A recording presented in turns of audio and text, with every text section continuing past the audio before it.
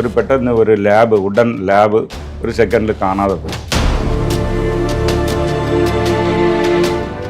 സ്വിറ്റ്സർലാൻഡിൽ അവർ God particle അത് വന്ന് research ചെയ്യുമ്പോൾ പെട്ടെന്ന് ഒരു 2 lakh ഡിഗ്രി അവിടെ അറിയാതെ ഒരു ഹീറ്റ് ഷോർട്ട് സർക്യൂട്ട് ഫാമായാൽ ഡിസപ്പിയറായി. എരിയാൻ നേരമില്ല. അതാണ് കാലാക്കി. അപ്പോൾ ഐക്യു എന്തോന്ന് കൂടുന്ന വെച്ചാൽ തമിഴ് സിദ്ധറുകൾ പറയുന്ന 10 വിധ അറിവ്. ശിവയോഗ പ്രാക്ടീസ് ചെയ്ത് ശിവെന്ന് പറയുന്ന ഫൈനൽ കോൺഷ്യസ്നെസ്സാണ്, അറിവാണ്. നിങ്ങളുടെ ബോഡിയിൽ 3 കറണ്ടുണ്ട്, 3 സർക്യൂട്ട്സ്. അടുത്തത് വന്ന് കെമിക്കൽ സർക്യൂട്ട് വന്നിട്ടുണ്ട്, പിറ്റ്യൂട്ടറി ഗ്ലാൻഡ് ആൻഡ് ഗ്ലാൻസ്. അത് വന്ന് പരാശക്തി. അത് സെക്സ്വൽ ആക്ടിവിറ്റിയെ അവോയ്ഡ് ചെയ്യുന്ന ഏത് സിദ്ധറും പറയുന്നില്ല. ശൈവ സിദ്ധാന്തത്തിലും സിദ്ധായതിലും ഫാമിലി ലൈഫ് തന്നെ അവർ റെക്കമെൻഡ് ചെയ്യുന്നത്. ഗുരുജി അങ്ങ് ചെയ്യുന്നതിൽ വളരെ ശക്തിയുള്ളൊരു യോഗ ടെക്നിക്കാണ് എന്ന് പറഞ്ഞത് എനർജി ട്രാൻസ്മ്യൂട്ടേഷൻ യോഗ എന്നാണ് അങ്ങ് പറഞ്ഞത്. യഥാർത്ഥത്തിൽ എന്താണ് ഈ എനർജി ട്രാൻസ്മ്യൂട്ടേഷൻ യോഗ എന്ന് പറയുന്നത്? എനർജി ട്രാൻസ്മ്യൂട്ടേഷൻ യോഗ എന്ന് ഇംഗ്ലീഷിൽ ഞാൻ അതിന് പേര് വെച്ചിട്ടുണ്ട്. തമിഴിൽ അതിൻ്റെ പേര് അമുരി ധാരണ. അമുരി ധാരണ. എന്തുകൊണ്ടാണ് ഇത് ഇത്ര പവർഫുൾ ആവാൻ കാരണം? അത് അമുരി ധാരണ എന്ന് പറഞ്ഞാൽ നമ്മൾ വന്ന് conserving the spiritual energy and converting into creative intelligence. ഇതാണ് അതിൻ്റെ എയിം. നമ്മൾ സാധാരണമായിട്ട് ഗൊണാഡ് സെൻറ്റർ, സ്വാധിഷ്ഠാനം, അതിൻ്റെ അടുത്ത് മൂലാധാരം, ഇത് ആക്ച്വലി ഈ ഏരിയയിലാണ് ഗ്ലാൻസ്, സെക്സ്വൽ ഗ്ലാൻസ് ഇരിക്കുന്നത്. അപ്പോൾ അവിടെ സ്റ്റോറായി താഴോട്ട് പോകുന്ന എനർജിയെ കൺട്രോൾ ചെയ്ത് അതായത് സ്പിരിച്വൽ എനർജിയായിട്ട് മുകളിലോട്ട് കൊണ്ടുപോയി ബ്രെയിനിൽ കൊണ്ട് ചേർക്കുമ്പോൾ അത് ക്രിയേറ്റീവ് ഇൻ്റലിജൻസാണ് വരുന്നു. പിന്നെ തിരുമന്ത്രത്തിലാണ് ഇത് പറയുന്നത്, വേറെ എവിടെയും കാണുന്നില്ല. അപ്പോൾ തിരുമന്ത്രത്തിൽ അതിൻ്റെ പേര് അമുരി ധാരണ. അപ്പോൾ അത് തിരുമൂലർ എക്സ്പ്ലെയിൻ ചെയ്യുന്നത് എങ്ങനെയാണെന്ന് വെച്ചാൽ ഒരു കിണറിരിക്കുന്നു. കിണറിൽ ഇപ്പോൾ തറമട്ടലത്തിൽ നിന്ന് 100 അടി ധാരാളത്തിൽ വെള്ളം ഇരിക്കുന്നത്. ഇരുന്നാൽ ആ വെള്ളത്തെ എടുത്ത് യൂസ് ചെയ്താലല്ലേ യൂസ് ചെയ്യാൻ പറ്റും. ചുമ്മാ അങ്ങനെ കിടന്നാൽ അത് വേസ്റ്റായി പോയി കിണർ ഇതാകും. അപ്പോൾ എന്ത് ചെയ്യണം, ഇറവ വെച്ച് ആ വെള്ളത്തെ എടുത്ത് തറമട്ടത്തിൽ കൊണ്ടുവന്നാൽ യു ക്യാൻ യൂസ് ഫോർ എന്തോന്ന് വ്യവസായത്തിന് യൂസ് ചെയ്യാം. അപ്പോൾ പഴയ കാലത്ത് പമ്പ് സെറ്റല്ല ഇറവ. അപ്പോൾ കിണറ്റിൽ ഒരു വേസ്റ്റാ സ്റ്റോറായി കിടക്കുന്ന ഒരു എനർജിയാണ്. അത് എടുത്ത് ക്രിയേറ്റീവ് ഇൻ്റലിജൻസാக മാറ്റി വ്യവസായത്തിന് பயன்படுത്തുന്ന മാതിരി മനുഷ്യൻ്റെ സ്വാധിഷ്ഠാന എനർജി ലോക്കായി കിടക്കുന്ന ഈ സെക്സ്വൽ എനർജി അതിനെ നമ്മൾ കൺട്രോൾ ചെയ്ത് അത് എനർജി ട്രാൻസ്മ്യൂട്ടേഷൻ യോഗ. അത് എങ്ങനെ, അപ്പോൾ എന്തോന്ന് ട്രാൻസ്മ്യൂട്ട് എന്ന് പറഞ്ഞാൽ, ഇപ്പോൾ ഉദാഹരണം പഞ്ചഭൂതം ആക്ച്വലി പഞ്ചഭൂതം ഒന്നും ഇല്ല. പഞ്ചഭൂതത്തിൽ നിങ്ങൾ സാലിഡാണ് എർത്ത് എന്ന് പറയുന്നത്. നിലം ഉടനെ എല്ലാവരും വെറും മണ്ണല്ല, ആൾ സോളിഡ്. മണ്ണിൻ്റെ അകത്ത് ഇരുമ്പ് തങ്കം എതിരുന്നാലും അത് സോളിഡ്സ്. അടുത്ത് വന്ന് വാട്ടർ. അപ്പോൾ ഈ അത് ആൾ ലിക്വിഡ്സ്, വെള്ളം കുടിക്കുന്ന വെള്ളം തന്നെ അങ്ങനെയല്ല, മണ്ണെണ്ണ, പെട്രോൾ എല്ലാം ആ സ്റ്റേറ്റസ്. ഹീറ്റ്, അഗ്നി എന്ന് പറഞ്ഞാൽ അഗ്നിയില്ല, ഹീറ്റ് ഇൻ ഡിഫറെൻറ്റ് ലെവൽസ്. ഒരു പർട്ടിക്കുലർ ഹീറ്റിൽ എല്ലാം സാമ്പലായിപ്പോൾ ആ എല്ലാ ഹീറ്റും അത് ഹീറ്റിൽ നിങ്ങൾ മനസ്സിലായി 2 ഹീറ്റുണ്ട്. സാധാരണ മനുഷ്യൻ വിചാരിക്കുന്ന ഹീറ്റ് ഫ്ലെയിം അത് ഒരു 156 ഡിഗ്രിയിൽ ഫ്ലെയിം വരും, അത്രയേ ഉള്ളൂ. 2 ലക്ഷം 3 ലക്ഷം പോകുമ്പോൾ എല്ലാം സാമ്പൽ കൂടെ കിട്ടില്ല. അങ്ങനെയൊക്കെ നടന്നിട്ടുണ്ട്. അതിൻ്റെ പേര് കാലാഗ്നി. എന്തോന്ന്? കാലാഗ്നി. ഇത് നിങ്ങൾ അറിയണം. അഗ്നി എല്ലാവർക്കും അറിയാം. കാലാഗ്നിക്കും അഗ്നിക്കുമുള്ള വ്യത്യാസം, ഇത് നോർമൽ ഫയർ. ആ ഫയർ വെച്ചാൽ പഞ്ചഭൂതവും കാണാതെ പോകും, എല്ലാ സ്പേസിൽ പോയി ഒടുങ്ങും. കാലാഗ്നി ദാറ്റ് ഈസ് അത് എങ്ങനെയാണെന്ന് വെച്ചാൽ 2 ലക്ഷം 3 ലക്ഷം ഡിഗ്രി പെട്ടെന്ന് ഒരു പ്രാവശ്യം റേസായി. ഇവിടെ സ്വിറ്റ്സർലാൻഡിൽ അവർ ഗോഡ് പാർട്ടിക്കിൾ അത് വന്ന് റിസർച്ച് ചെയ്യുമ്പോൾ ഒരു പെട്ടെന്ന് ഒരു ഉടൻ ലാബ് ഒരു സെക്കൻഡിൽ കാണാതെ പോയി. എന്തോ എരിഞ്ഞിരുന്ന പുക വന്ന് എന്താ വെച്ചാൽ കാണാതെ പോയപ്പോൾ ഇവർ റിസർച്ച് ചെയ്ത് പെട്ടെന്ന് ഒരു 2 lakh ഡിഗ്രി അവിടെ അറിയാതെ ഒരു ഹീറ്റ് ഷോർട്ട് സർക്യൂട്ട് ഫാമായാൽ ഡിസപ്പിയറായി. എരിയാൻ നേരമില്ല. അതാണ് കാലാഗ്നി. അപ്പോൾ ഈ ഇതിൽ വന്ന് ഇങ്ങനെ കാണാതെ പോയി ഒടുവിൽ നിങ്ങളിപ്പോൾ ആവിയായി നിൽക്കുന്നു, ആവി. അപ്പോൾ ഒരു സോളിഡ് തങ്കത്തെ ചൂടാക്കി അതിങ്ങനെ ആവിയായി കാറ്റിൽ നിൽക്കും. അത് തണുപ്പിച്ചാൽ തിരിച്ചു വരുമല്ലോ. അപ്പോൾ എർത്ത് സോളിഡിൽ നിന്ന് ഇങ്ങനെ ഉയർന്ന് ട്രാൻസ്ഫോർമേഷൻ, ഇതിൻ്റെ പേര് വായു വരെ പോയിട്ട് തിരിച്ച് കൂൾ ചെയ്താൽ വരുന്ന അതിൻ്റെ പേര് എനർജി ട്രാൻസ്ഫോർമേഷൻ. വായുവിൽ നിൽക്കുന്ന ആറ്റത്തെ இன்னும் ஹீட்டாக்கி காலாக்கினி லெவலில் ஹீட்டாக்கி அதனை வந்து எனர்ஜியாയിട്ട് കൺവേർട്ട് ചെയ്ത് സ്പേസിൽ കൊണ്ടുപോകുന്നതിൻ്റെ പേര് ട്രാൻസ്മ്യൂട്ടേഷൻ.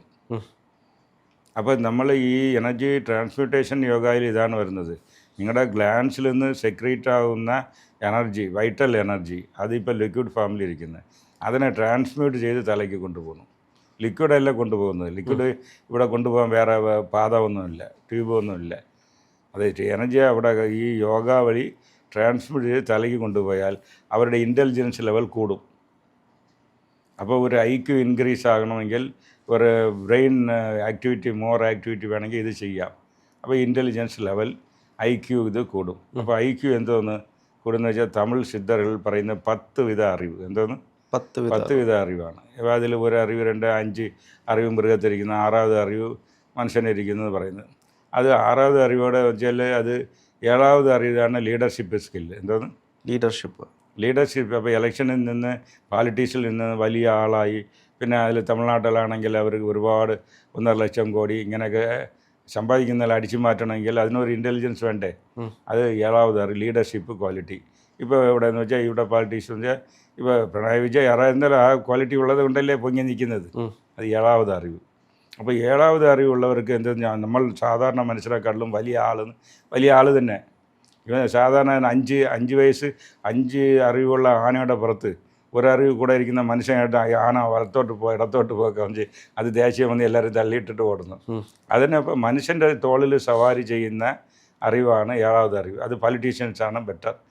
തമിഴ്നാട് ഉള്ള, കേരളമുള്ള അവർ സവാരി മനുഷ്യൻ്റെ തോളിലല്ലേ സവാരി ചെയ്യുന്നത്. 7வது അറിവ്. ഇവർക്ക് ആത്മീയത വെച്ച് കിണ്ടലായിരിക്കും. ആത്മീയം എന്ന് പറഞ്ഞാൽ മായയാണ്, അത് മിത്താണെന്ന് പറയാം. കാരണം അത് 8வது അറിവ്. 8வது അറിവ് ഇതിനോടെ ഹയ്യർ അറിവാണ്. ആത്മീയത 8வது അറിവ് ഇതാണ്. അപ്പോൾ 8வது അറിവുള്ളവനേക്കാണ് ഇവനാണ് കുതിരയെ സമാധി, മനുഷ്യൻ്റെ മേലെ സമാധി ചെയ്ത് തെറ്റായിട്ടുള്ള റൂട്ടിൽ പോകുന്ന അവൻ്റെ കണ്ണിൽ തന്നെ പെടും. ഇവർക്ക് ഹയ്യറിനാൾ ഇത് പറ്റിപ്പാണെന്ന് പറയും. എന്തോന്ന് ഇതൊക്കെ തിരുമന്ത്രത്തിൽ ഇരിക്കുകയാണ്.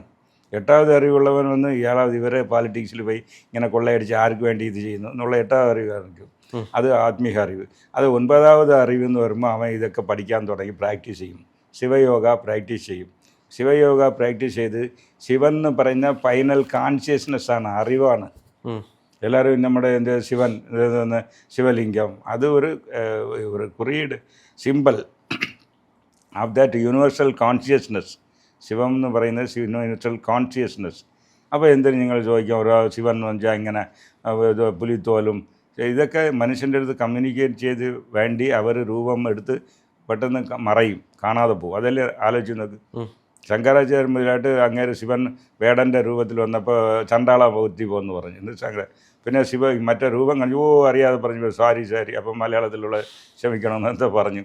അർജുന അമ്പെടുത്ത് അടി കൊടുത്തു. എന്തോന്ന് വേടെന്ന്. പിന്നെ അപ്പോൾ നമുക്ക് ശിവൻ എന്ന് പറഞ്ഞാൽ ഒരു പുലിത്തോലിട്ട ഇത് ഒരു ഫാമാണ്. അത് ശിവൻ വന്ന് അടി വാങ്ങാതിരിക്കാൻ വേണ്ടി കാണിക്കുന്നതാണ്.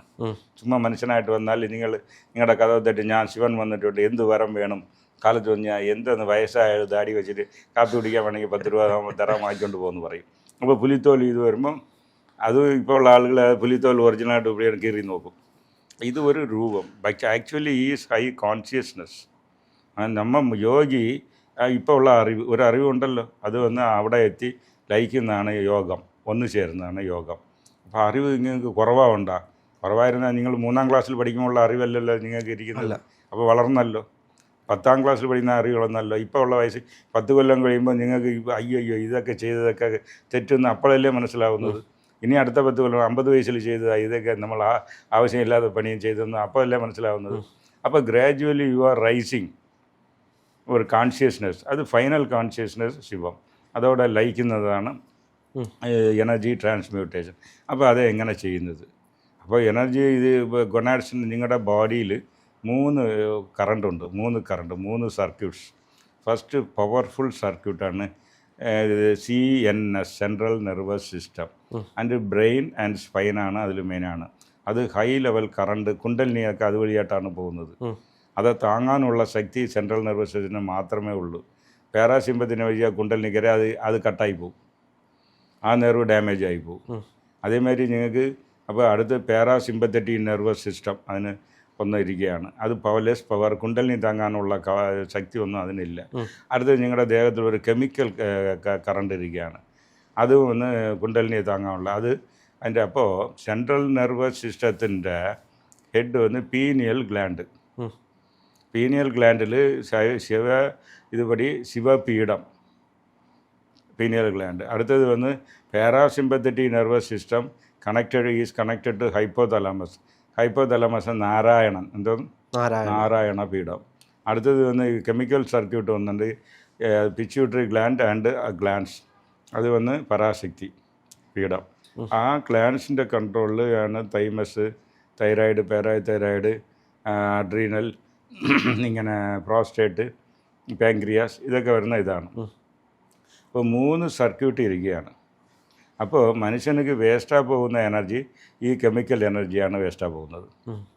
കെമിക്കൽ എനർജിയാണ് വേസ്റ്റായി പോകുന്നത്.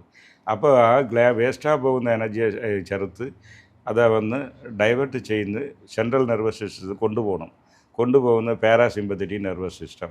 അങ്ങനെ എടുത്ത് കൊണ്ടുപോയി അത് നേരെ കുണ്ടലിനി എനർജി ആയിട്ട് മുകളിലോട്ട് പോകും, ക്രിയേറ്റീവ് എനർജി ആയിട്ട്. അപ്പോൾ ഈ എൻഡോക്രൈൻ ഗ്ലാൻസ് വഴി ഒഴുകുന്ന വേസ്റ്റായി പോകുന്നത് ബ്ലോക്ക് ചെയ്ത് തിരിച്ച് തലയിൽ കൊണ്ടുപോകുന്നതാണ് ഇത്. അപ്പോൾ തിരിച്ച് എന്തുകൊണ്ട് തലയിൽ പോകുന്ന ടോട്ടൽ കൺട്രോൾ അവിടെയാണ് ക്രിയേറ്റായി വരുന്നത്. അപ്പോൾ ആ എനർജി താഴോട്ട് വന്നത് തിരിച്ചും തലയിൽ കൊണ്ടുപോയാൽ എന്തോന്നും ക്രിയേറ്റീവ് നിങ്ങളുടെ ഇൻ്റലിജൻസ് ലെവൽ ഇൻക്രീസ് ആവും. അപ്പോൾ അത് meant for final consciousness, merging with final consciousness. അതിനുള്ള യോഗ, ഇതിന് അമുരി ധാരണ എന്നുള്ള ഒരു ഇത് പേര് വെച്ച് തിരുമന്ത്രത്തിലുണ്ട്. അതിൽ വന്ന് യൂണിവേഴ്സൽ എനർജി, കടൽ തീരത്ത്, കടലിൽ ഒരുപാട് വെള്ളം കുടിക്കാൻ പറ്റില്ല.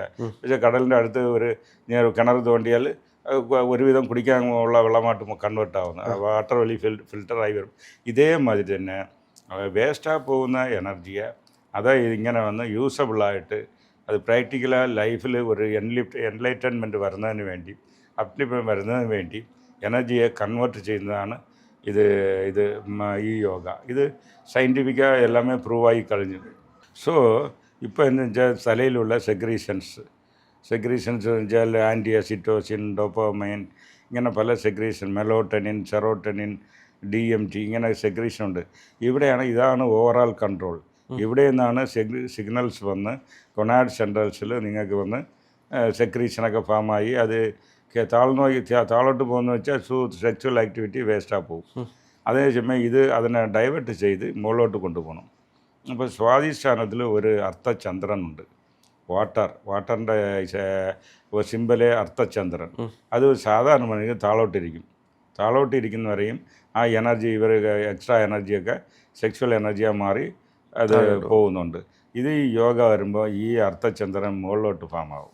അപ്പോൾ മുകളിലോട്ട് വരുമ്പോൾ എന്തെന്ന് വെച്ചാൽ ഇതിൽ നിന്ന് എനർജി വന്ന് അങ്ങനെ മുകളിലോട്ട് ട്രാവലായി ബ്രെയിനിൽ പോയി അത് റിട്ടേൺ ആവും. അപ്പോൾ ക്രിയേറ്റീവ് ഇൻ്റലിജൻസ് ഉണ്ടാവും.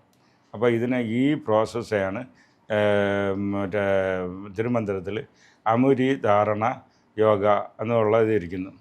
ഇതിൻ്റെ ഒരു പോർഷൻ ചൈനയിൽ പോയി കഴിഞ്ഞു. ചൈനയിൽ തിരുമൂലരും കാളങ്കിനാഥും ചൈനയിൽ പോയിട്ടുണ്ട്. അപ്പോൾ ഇവരുടെ ഇൻഫ്ലുവൻസ് ഇവിടെ ഉള്ള വാസി യോഗ അവിടെ വേറെ ഇതിൽ പേരിലിരിക്കുന്നത്, അതേപോലെ എനർജി ട്രാൻസ്ഫർ വേറെ പേരിലിരിക്കുകയാണ്. ഇതിൻ്റെ ഫുൾ നാലേജ് ഇരിക്കുന്നത് തമിഴ് റെക്കോർഡ്സിലാണ്. ഇതിനെ ഞാൻ കണ്ടുപിടിച്ച് അതിനെ സർക്യൂട്ടൊക്കെ എടുത്ത് എങ്ങനെ ചെയ്താൽ ഇതൊക്കെ പ്രാക്ടിക്കൽ കൊടുത്ത് ക്ലാസ് നടത്തിക്കൊണ്ടിരിക്കുകയാണ്. ലോകത്ത് വേറെ ആരും നടത്തുന്നില്ല, ഞാൻ നടത്തുന്നത്. സെക്ഷുവാലിറ്റി പാടില്ല എന്നുണ്ടോ? അങ്ങനെ അതില്ല. സെക്സ്വൽ എനർജി പാടില്ല എന്നല്ല. നിങ്ങളിപ്പോൾ സെക്സ് ചെയ്തോളൂ, റൈറ്റ്, ഓക്കെ. ഒരു കുട്ടി വേണമെങ്കിൽ ചെയ്യണമല്ലോ. ശരി, സെക്സ് ചെയ്തു, അപ്പോൾ വയസ്സായി, ഒരു പ്രായം കഴിഞ്ഞ് ഒരു 60 വയസ്സായെങ്കിലും ഇത് ചെയ്യാമല്ലോ. ഉടനെ തന്നെ ചെയ്യണമെന്നില്ല. ഒരു മാരേജായി ഇതൊക്കെ കഴിഞ്ഞ് ഇനിയും മേലെങ്കിലും നമ്മൾ ആ എനർജിയെ കൺവേർട്ട് ചെയ്ത് ക്രിയേറ്റീവ് ഇൻ്റലിജൻസിനെ മാറ്റണമെന്നൊരു എണ്ണം വരണമല്ലോ. അതിന് നിങ്ങൾ ചെറിയ വയസ്സിൽ ഇത് ചെയ്യണമെന്നില്ല. Can do after 45 or 50 or 60. ഇല്ല, ചെറിയ വയസ്സിൽ എനിക്ക് ക്രിയേറ്റീവ് വേണം, അത് ഞാൻ മാരേജ് ചെയ്യാൻ, അത് ഇങ്ങനെ വേണമെങ്കിൽ ചെയ്തോളൂ. ഇല്ല, ഈ ഹസ്ബൻഡ് ആൻഡ് വൈഫ് രണ്ടുപേരും വേണമെങ്കിൽ ചെയ്തോളൂ, അതുകൊണ്ട് പ്രശ്നമില്ല. അത് സെക്സ്വൽ ആക്ടിവിറ്റിയെ അവോയ്ഡ് ചെയ്യുന്ന ഏത് സിദ്ധറും പറയുന്നില്ല. ശൈവ സിദ്ധാന്തത്തിലും ഇതിലും ഫാമിലി ലൈഫ് തന്നെ അവർ റെക്കമെൻഡ് ചെയ്യുന്നത്.